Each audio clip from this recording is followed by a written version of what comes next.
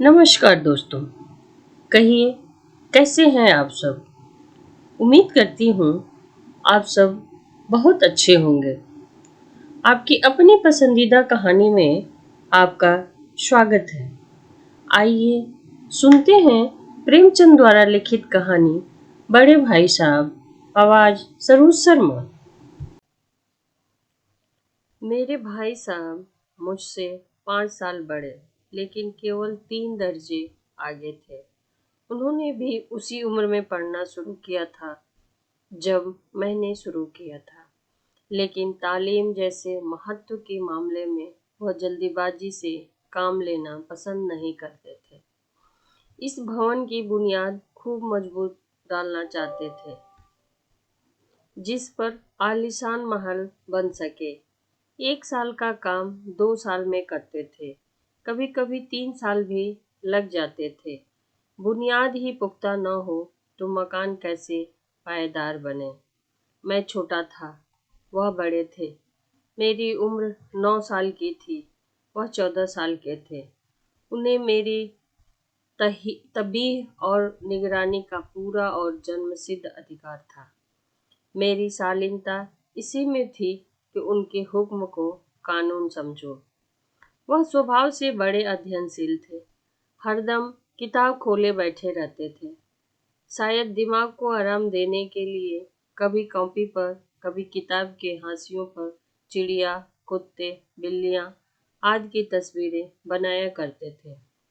कभी कभी एक ही नाम या वाक्य 10-20 बार लिख डालते थे। कभी एक शेर को बार बार सुंदर अक्षरों में नकल करते, कभी ऐसी शब्द रचना करते जिसमें न कोई अर्थ होता, न कोई सामंजस्य। मसलन एक बार उनकी कॉपी पर मैंने यह इबारत देखी: स्पेशल, अमीना, भाइयों भाइयों, दरअसल, भाई भाई, राधे श्याम 1 घंटे तक। इसके बाद एक आदमी का चेहरा बना हुआ था। मैंने बहुत चेष्टा की कि इस पहेली का कोई अर्थ निकालूं, लेकिन मैं असफल रहा और उनसे पूछने का साहस नहीं हुआ। वह 9वीं जमात में थे, मैं 5वीं में। उनकी रचनाओं को समझना मेरे लिए छोटा मुंह बड़ी बात थी। मेरा जी पढ़ने में बिल्कुल न लगता था। 1 घंटा भी किताब लेकर बैठना पहाड़ होता था। मौका पाते ही हॉस्टल से निकलकर मैदान में आ जाता और कभी ककड़ियाँ उछालता, कभी कागज की तिल्लियाँ उड़ाता और कहीं कोई साथी मिल गया तो पूछना ही क्या। कभी चहारदीवारी पर चढ़कर नीचे कूद रहे हैं, कभी फाटक पर सवार उसे आगे पीछे चलाते हुए मोटर कार का आनंद उठा रहे हैं। लेकिन कमरे में जाते ही भाई साहब का रौद्र रूप देखकर प्राण सूख जाते थे। उनका पहला सवाल होता था, कहाँ गए थे? हमेशा यही सवाल इसी ध्वनि में पूछा जाता था और इसका जवाब मेरे पास केवल मौन था। ना जाने मुंह से यह बात क्यों न निकलती कि जरा बाहर खेल रहा था।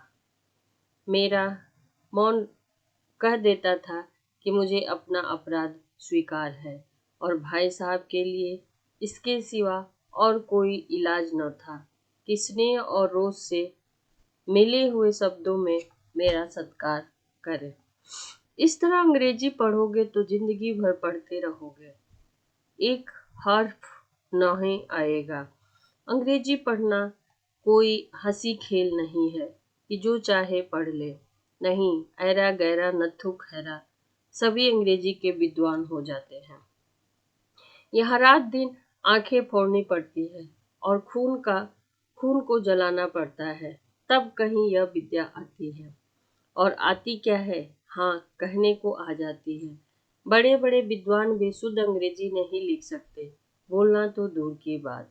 और मैं कहता हूँ, तुम कितने गधे हो कि मुझे देखकर भी सबक नहीं लेते। मैं कितनी मेहनत करता हूँ, तुम अपनी आंखें देखते हो तुम अपनी आंखों से देखते ही हो। अगर नहीं देखते तो यह तुम्हारी आंखों का कसूर है, तुम्हारी बुद्धि का कसूर है। इतने मेले तमाशे होते हैं। मुझे तुमने कभी देखने जाते हुए देखा है? रोज ही क्रिकेट और हॉकी मैच होते हैं। मैं पास नहीं फटकता, हमेशा पढ़ता रहता हूँ। उस पर भी एक एक दर्ज में दो दो तीन तीन साल पड़ा रहता हूँ। फिर तुम कैसे आशा करते हो कि तुम यूं खेल कूद में वक्त गंवाकर पास हो जाओगे?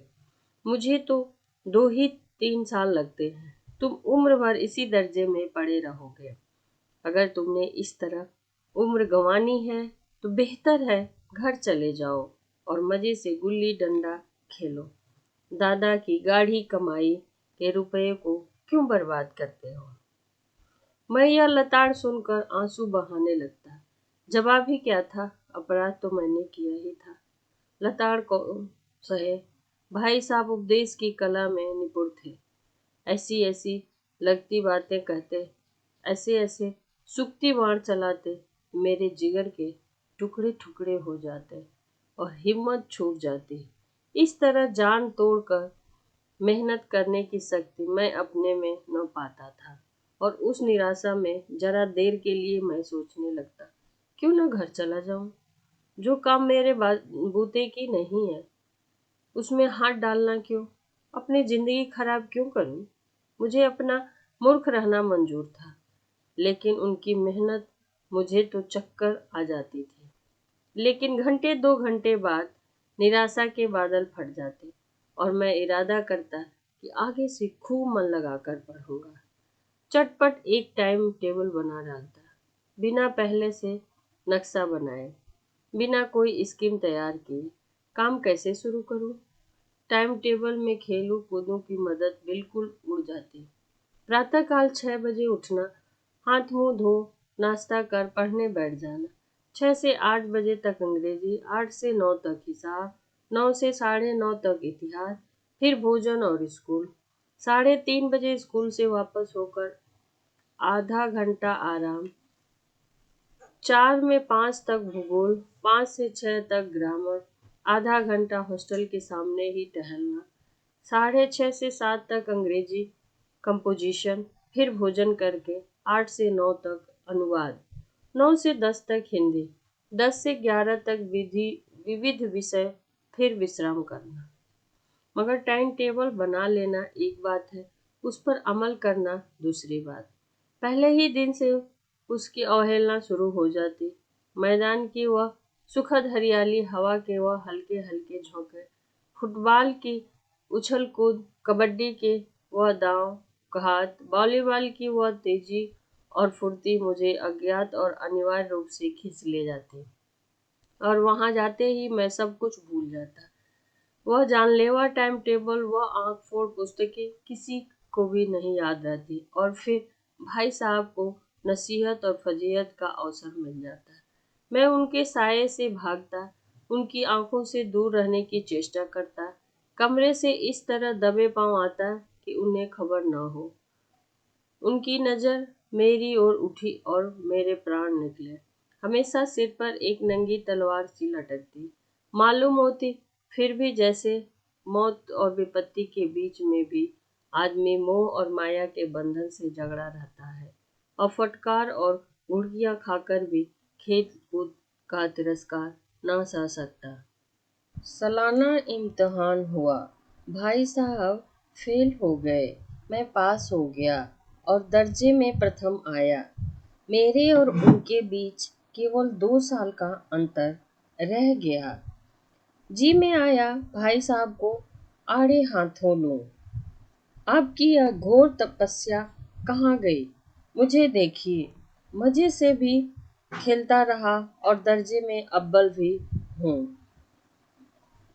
लेकिन वह इतने दुखी और उदास थे कि मुझे उनसे दिली हमदर्दी हुई और उनके घाव पर नमक छिड़कने का विचार ही नहीं आया।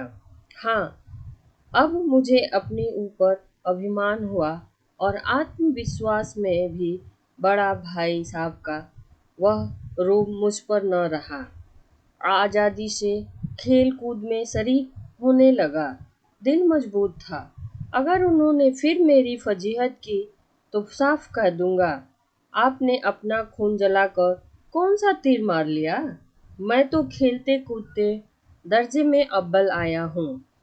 जवाब दे हेकड़ी जताने कसाकस न होने पर भी मेरे रंग ढंग से साफ जाहिर होता था कि भाई साहब का वह आतंक अब मुझ पर नहीं है। भाई साहब ने इसे भांप लिया। उनकी सहमत बुद्धि बड़ी तीव्र थी और एक दिन जब मैं भोर का सारा समय गुल्ली डंडे की भेंट करके ठीक भोजन के समय लौटा तो भाई साहब ने मानो तलवार खींच ली और मुझ पर टूट पड़े। देखता हूँ इस साल पास हो गए और दर्जे में अव्वल आ गए तो तुम्हें दिमाग हो गया है। मगर भाईजान घमंड तो बड़े बड़े का नहीं रहा। तुम्हारी क्या हस्ती है। इतिहास में रावण का हाल तो पढ़ा ही होगा।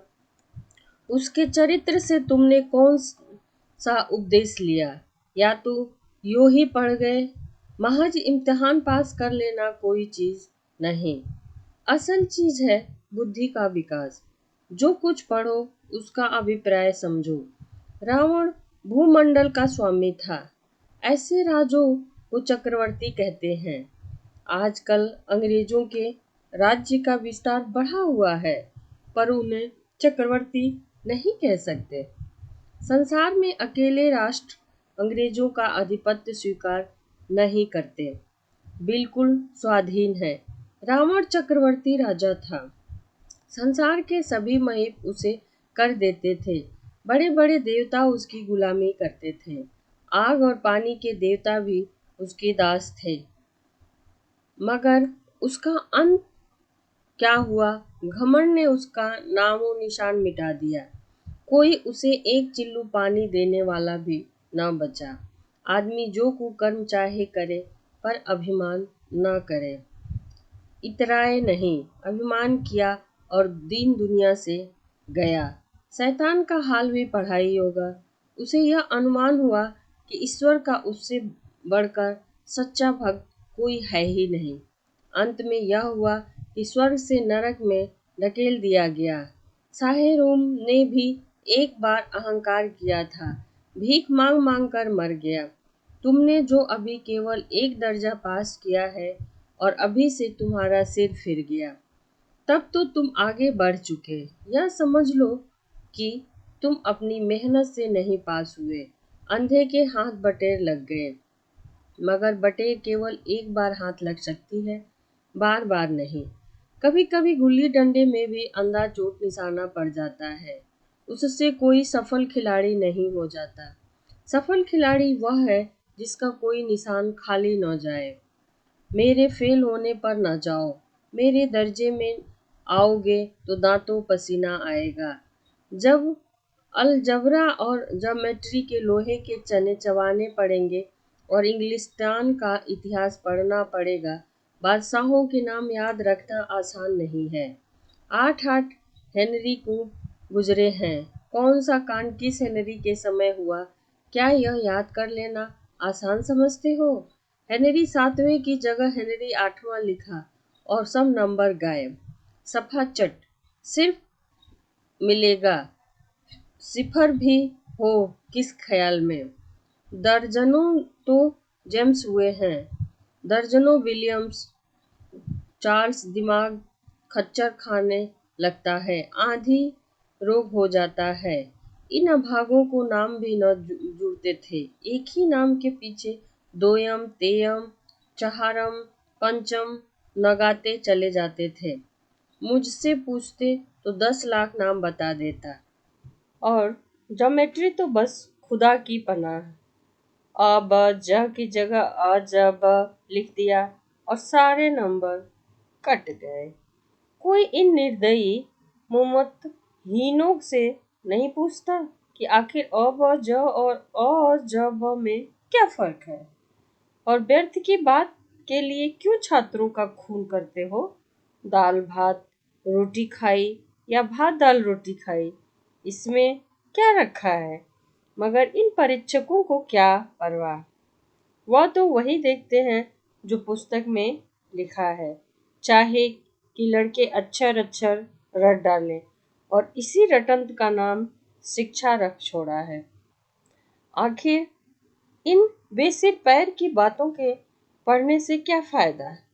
इस रेखा पर वह लंब गिरा दो तो आधार लंब से दुगुना होगा।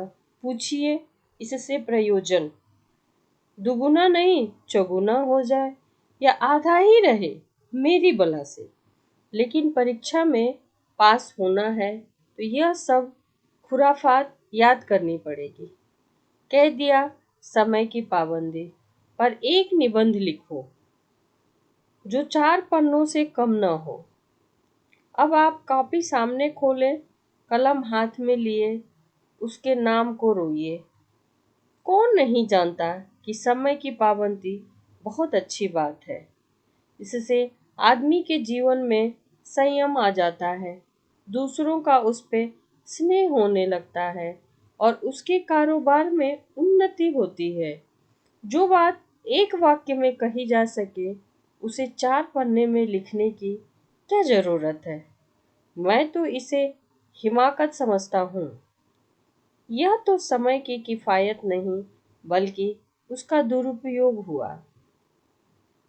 व्यर्थ में किसी बात को ठूंस दिया जाता है। हम चाहते हैं आदमी को जो व कुछ कहना है वो चटपट कह दे और अपनी राह ले, मगर नहीं, आपको 4 पन्ने रंगने पड़ेंगे, चाहे जैसे लिखिए, और पन्ने भी पूरे फुल कैप आकार के। यह छात्रों पर अत्याचार नहीं तो और क्या कहा जाता है? अनर्थ तो यह है कि कहा जाता है संक्षेप में लिखो। समय की पाबंदी पर संक्षेप में एक निबंध लिखो जो 4 पन्नों से कम ना हो। ठीक, संक्षेप में 4 पन्ने हुए? नहीं, शायद 200 पन्ने लिखवाते। तेज भी दौड़िए और धीरे धीरे भी। उल्टी बात या नहीं, बालक भी इतनी सी बात समझ सकता है, लेकिन इन अध्यापकों को इतनी तमीज भी नहीं। उस पर दया करें कि हम अध्यापक हैं, मेरे दर्जे में आओगे लाला तो ये सारे पापड़ बेलने पड़ेंगे और तब आटे दाल का भाव मालूम हो जाएगा। इस दर्जे में अव्वल आ गए हो वो जमीन पर पाँव नहीं रखते हो। मेरा कहना मानो, लाख फेल हो गया हूँ लेकिन तुमसे बड़ा हूँ। संसार का मुझे तुमसे ज्यादा अनुभव है। जो कुछ कहता हूँ उसे गिरा बांध लो, नहीं तो पछताओगे। स्कूल का समय निकट था। नहीं, ईश्वर जाने यह उपदेश माला कब तक समाप्त होती। भोजन आज मुझे निस्वाद सा लग रहा था। जब पास होने पर यह तिरस्कार हो रहा है तो फेल हो जाने पर तो शायद प्राण ही ले लिए जाएंगे। भाई साहब ने अपने दर्जे की पढ़ाई का जो भयंकर चित्र खींचा था उसने मुझे भयभीत कर दिया। कैसे स्कूल छोड़कर घर नहीं भागा, यही ताज्जुब है। लेकिन इतने तिरस्कार पर भी पुस्तकों में मेरी रुचि ज्यों की त्यों बनी रही। खेल कूद का कोई अवसर हाथ से न जाने देता। पढ़ता भी था मगर बहुत कम। बस इतना कि रोज का टास्क पूरा हो जाए और दर्जे में जलील न होना पड़े। अपने ऊपर जो विश्वास पैदा हुआ था वह फिर लुप्त हो गया और फिर चोरों का सा जीवन कटने लगा। फिर सालाना इम्तिहान हुआ और कुछ ऐसा संयोग बना कि मैं फिर पास हुआ और भाई साहब फिर फेल हो गए। मैंने बहुत मेहनत न की और न जाने कैसे दर्जे में अव्वल आ गया। मुझे खुद अचरज हुआ। भाई साहब ने प्राणांतक परिश्रम किया था। कोर्स का एक एक सब चाट गए थे। 10 बजे तक रात तक ईश्वर, 4 बजे भोर से उभर 6 से 9:30 तक स्कूल जाने के पहले। मुद्रा कांतिहीन हो गई थी मगर बेचारे फेल हो गए। मुझे उन पर दया आती थी। नतीजा सुनाया गया तो वह रो पड़े और मैं भी रोने लगा। अपने पास होने वाली खुशी आधी हो गई थी। मैं भी फेल हो गया होता तो भाई साहब को इतना दुख न होता, लेकिन विधि की बात कौन टाले। मेरे और भाई साहब के बीच में अब केवल एक दर्जे का अंतर रह गया था। मेरे मन में एक कुटिल भावना उत्पन्न हुई कि कहीं भाई साहब एक साल और फेल हो जाएं तो मैं उनके बराबर हो जाऊं। फिर वह किस आधार पर मेरी फजीहत कर सकेंगे। लेकिन मैंने इस कमीने विचार को दिल से बलपूर्वक निकाल दिया। आखिर वह मुझे मेरे हित के विचार से ही तो डांटते थे। मुझे उस वक्त अप्रिय लगता है अवश्य, मगर यह शायद उसके उपदेशों का ही असर हो रहा कि मैं दयानंद पास होता जाता हूँ और इतने अच्छे नंबरों से। अब की भाई साहब बहुत कुछ नर्म पड़ गए। कई बार मुझे डांटने का अवसर पाकर भी उन्होंने धीरज से काम लिया। शायद अब वो खुद समझने लगे कि मुझे डांटने का अधिकार उन्हें नहीं रहा, या रहा तो बहुत कम। मेरी स्वच्छंदता भी बढ़ी। मैं उनकी सहिष्णुता का अनुचित लाभ उठाने लगा। मुझे कुछ ऐसा धारणा हुई कि मैं तो पास ही हो जाऊंगा, पढ़ूं या न पढ़ूं। मेरी तकदीर बलवान है। इसलिए भाई साहब के डर से जो थोड़ा बहुत पढ़ लिया करता था वह भी बंद हो गया। मुझे कनकौवे उड़ाने का नया शौक पैदा हो गया था और अब सारा समय आतंकबाजी की ही भेंट होता था। फिर भी मैं भाई साहब का अदब करता था और उनकी नज़र बचाकर कनकौवे उड़ाता था। माझा देना, कन्ने बांधना, पतंग टूर्नामेंट की तैयारियां आदि समस्याएं अब गुप्त रूप से ही हल हो जाती थीं। भाई साहब को यह संदेश न करने देना चाहता था कि उनका सम्मान और लिहाज मेरी नज़रों से कम हो गया है। एक दिन संध्या के समय हॉस्टल से दूर मैं एक कनकौवा लूटने बतहासा दौड़ा जा रहा था। आंखें आसमान की ओर थी और मन उस आकाशगामी पथिक की ओर जो मंद गति से झूमता पतन की ओर चला जा रहा था। मानो कोई आत्मा स्वर्ग से निकलकर विरक्त मन से नए संस्कार ग्रहण करने जा रही हो। बालकों की एक पूरी सेना लग्गे और झड़बदार बांस लिए उनका स्वागत करने को दौड़ी आ रही थी। किसी को अपने आगे पीछे की खबर न थी। सभी मानो उस पतंग के साथ ही आकाश में उड़ जाना चाहते थे जहां सब कुछ समतल है। न मोटर कारें हैं, न ट्रेन है, न गाड़ियां।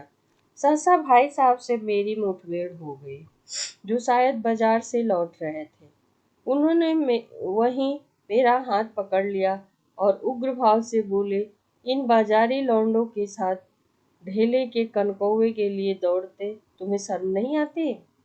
तुम्हें इसका भी कुछ लिहाज नहीं कि अब नीची जात में नहीं हो, बल्कि 8वीं जमात में आ गए हो और मुझसे केवल एक दर्जा नीचे हो। आखिर आदमी को कुछ तो अपनी पोजीशन का ख्याल रखना चाहिए। एक जमाना था कि लोग 8वां दर्जा पास करके नायब तहसीलदार हो जाते थे। मैं कितने ही मिडिलचियों को जानता हूँ जो आज अव्वल दर्जे के डिप्टी मजिस्ट्रेट या सुपरिटेंडेंट हैं। कितने ही 8वीं जमात वाले हमारे लीडर और समाचार पत्रों के संपादक हैं। बड़े बड़े विद्वान उनकी मातहती में काम करते हैं और तुम उसी 8वें दर्जे में आकर बाजारी लौंडों के साथ कनकौओं के लिए दौड़ रहे हो। मुझे तुम्हारी इस कम अक्ली पर दुख होता है। तुम जहीन हो, इसमें शक नहीं, लेकिन वह जेहन किस काम का जो हमारे आत्मगौरव की हत्या कर डाले। तुम अपने दिल में समझते होगे मैं भाई साहब से महज एक दर्जा नीचे हूँ और अब उन्हें मुझको कुछ कहने का हक नहीं। लेकिन यह तुम्हारी गलती है। मैं तुमसे 5 साल का बड़ा हूँ और चाहे आज तुम मेरी ही जमात में आ जाओ। परीक्षकों का यही हाल है। तो निसंदेह अगले साल तुम मेरे समकक्ष हो जाओगे और शायद एक साल बाद तुम मुझसे आगे निकल जाओ। लेकिन मुझ में और तुम पे जो 5 साल का अंतर है, उसे तुम क्या खुद भी मिटा नहीं सकता? उस मैं तुमसे 5 साल बड़ा हूँ और हमेशा ही रहूंगा। मुझे दुनिया का और जिंदगी का जो तजुर्बा है, तुम उसकी बराबरी नहीं कर सकते। चाहे तुम एमए, एमडी, फिल और डीलिट ही क्यों न हो जाओ। समझ किताबें पढ़ने से नहीं आती। हमारी अम्मा ने कोई दर्जा पास नहीं किया था और दादा भी शायद 5वीं जमात के आगे नहीं गए थे। लेकिन हम दोनों चाहे सारी दुनिया की विद्या पढ़ लें, अम्मा और दादा को हमें समझाने और सुधारने का अधिकार हमेशा रहेगा। केवल इसलिए नहीं कि वे हमारे जन्मदाता हैं, बल्कि इसलिए कि उन्हें दुनिया का सबसे ज्यादा तजुर्बा है और रहेगा। अमेरिका में किस जगह की राज्य व्यवस्था है और 8वें हेनरी ने कितने विवाह किए और आकाश में कितने नक्षत्र हैं, यह बातें चाहे उन्हें न मालूम हो, लेकिन हजारों ऐसी चीजें हैं जिनका ज्ञान उन्हें हमसे और तुमसे बहुत ज्यादा है। देव न करे आज मैं बीमार हो जाऊं तो तुम्हारे हाथ पांव फूल जाएंगे। दादा को तार देने के सिवा तुम्हें और कुछ न सूझेगा। लेकिन तुम्हारी जगह पर दादा हूँ तो किसी भी तार को न दें, न घबराएं, न बदहवास हो। पहले खुद मर्ज पहचान कर इलाज करेंगे। तुम उसमें सफल न हुए तो किसी डॉक्टर को बुलाएंगे। बीमारी तो खैर बड़ी चीज है। हम तुम तो इतना भी नहीं जानते कि महीने भर कैसे चले। जो कुछ दादा भेजते हैं उसे हम 20-22 तक खर्च कर डालते हैं और पैसे पैसे को मोहताज हो जाते हैं। नाश्ता बंद हो जाता है, धोबी और नाई से मुंह चुराने लगते हैं। लेकिन जितना आज हम और तुम खर्च कर रहे हैं, उसके आधे में दादा ने अपनी उम्र का बड़ा सा भाग इज्जत और नेक नामी के लिए निभाया है और एक कुटुंब का पालन किया है जिसमें सब मिलकर 9 आदमी थे। अपने हेडमास्टर साहब ही को देखो, एमए हैं कि नहीं, और यहाँ के एमए नहीं, ऑक्सफोर्ड के। 1000 रुपये पाते हैं, लेकिन उनके घर इंतजाम कौन करता है? उनकी बूढ़ी माँ। हेडमास्टर साहब की डिग्री यहाँ बेकार हो गई। पहले खुद घर का इंतजाम करते थे, खर्च पूरा न पड़ता था, कर्जदार हो रहते थे। जब से उनकी माताजी ने प्रबंध अपने हाथ में लिया है, जैसे घर में लक्ष्मी बन गई हैं। तो भाईजान, यह जरूर दिल से निकाल डालो कि तुम्हें मेरे समीप आ गए हो और अब स्वतंत्र हो गए हो। मेरे देखते तुम बेराह नहीं चल पाओगे। अगर तुम यूं न मानोगे तो मैं इसका प्रयोग भी कर डालूंगा। मैं जानता हूँ तुम्हें मेरी बातें जहर लग रही हैं। मैं उसकी इस नई युक्ति से नतमस्तक हो गया। मुझे आज सचमुच अपनी लघुता का अनुभव हुआ और भाई साहब के प्रति मेरे मन में श्रद्धा उत्पन्न हो गई। मैंने सजल आंखों से कहा, हरगिज नहीं। आप जो कुछ भी फरमा रहे हैं वह बिल्कुल सच है और आपको कहने का अधिकार है। भाई साहब ने मुझे गले लगा लिया और बाल कनकाए उड़ाने को मना नहीं करते। मेरा जी भी ललचता है, लेकिन क्या करूं? खुद बेराह चलूं तो तुम्हारी रक्षा कैसे करूं? यह कर्तव्य भी तो मेरे सिर पर है। संयोग से उसी वक्त एक कटा हुआ कनकौआ हमारे ऊपर से गुजरा। उसकी डोर लटक रही थी। लड़कों का एक गोल पीछे पीछे चला आ रहा था। भाई साहब लंबे हैं ही, उछल कर उसकी डोर पकड़ ली और बेतहाशा होटल की तरफ दौड़े। मैं पीछे पीछे उनके दौड़ रहा था। धन्यवाद दोस्तों। कहानी अच्छी लगी हो तो like, comments, share and subscribe करना ना भूलें। हमें सपोर्ट करने के लिए आपको बहुत बहुत धन्यवाद। आपका दिन शुभ हो।